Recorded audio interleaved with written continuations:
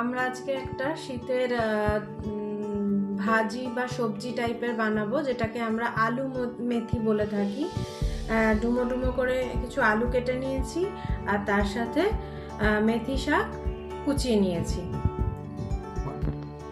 আমরা কড়াইতে খানিকটা তেল গরম করে নিয়েছি, তাতে একটু তেলটা গরম হয়ে গেলে এবার আমরা গোটা জিরে ফোড়ন দেব। গোটা জিরে ফোড়ন দেওয়ার পরে জিরেটা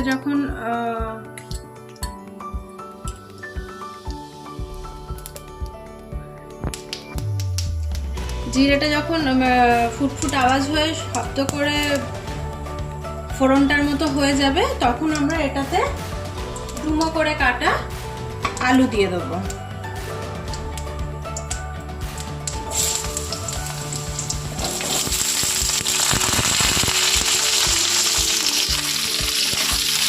আলুটাকে ভালো করে ভেজে নিতে হবে। এর মধ্যে খানিকটা নুন, পরিমাণ মতো আন্দাজ মতো নুনটা দিয়ে দিতে হবে।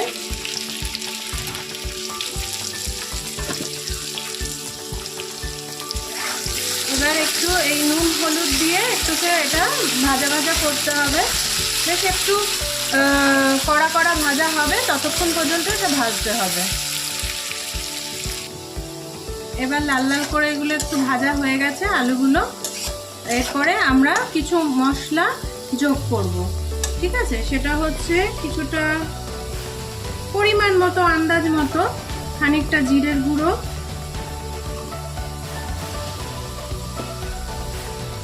খানিকটা ধনের গুঁড়ো। জিরের গুঁড়োর থেকে ধনের গুঁড়োটা একটু বেশি দেবো, তাতে এর টেস্টটা খুব ভালো হয়।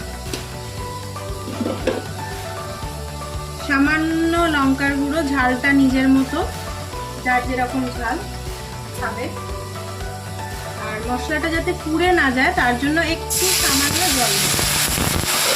জল দিয়ে এবার এটাকে ভাজতে থাকবো, মানে কষিয়ে ভাজতে থাকবো। জলটা দেওয়ার পর এটাকে কষিয়ে ভাজতে থাকবো। এবার মশলাটাও কষা কষা হয়ে গেছে, ভাজা ভাজা হয়ে গেছে। এবার আমরা মেথি শাক, যেটা আমরা কুচিয়ে রেখেছি, ছোট ছোট করে কুচিয়ে রেখেছি, সেটা অ্যাড করে দেবো। ধুয়ে কুচিয়ে রেখেছি, সেটা আমরা অ্যাড করে দেবো।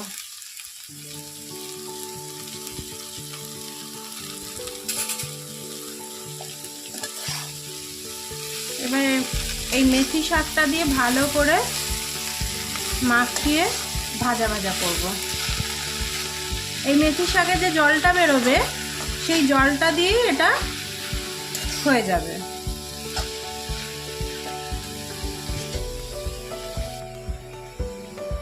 মেথি শাকটা মোটামুটি একটু নরম হয়ে গেছে।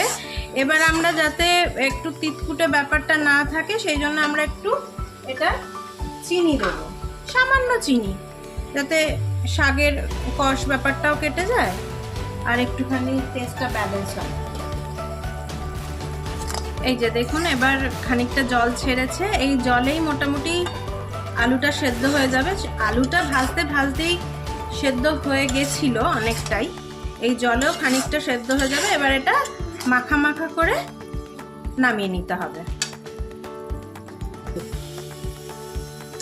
এবার জলটা অনেকটাই মরে গেছে, মাখা মাখা একটু জোর করে দিলাম ফ্লেমটা, যাতে আর একটু টেনে যায় জলটা। এই মাখা মাখা হয়ে গেছে। এবার এটা খাওয়ার জন্য রেডি। এটা হলো আমাদের আলু মেথি সবজি, যেটা শীতকালে খুব ভালো লাগে। শীতকালে মেথি শাক অ্যাভেলেবেলও থাকে অনেক বেশি। এটা আপনারা করবেন, করে খেয়ে আমাকে জানাবেন কেমন লাগলো আপনাদের।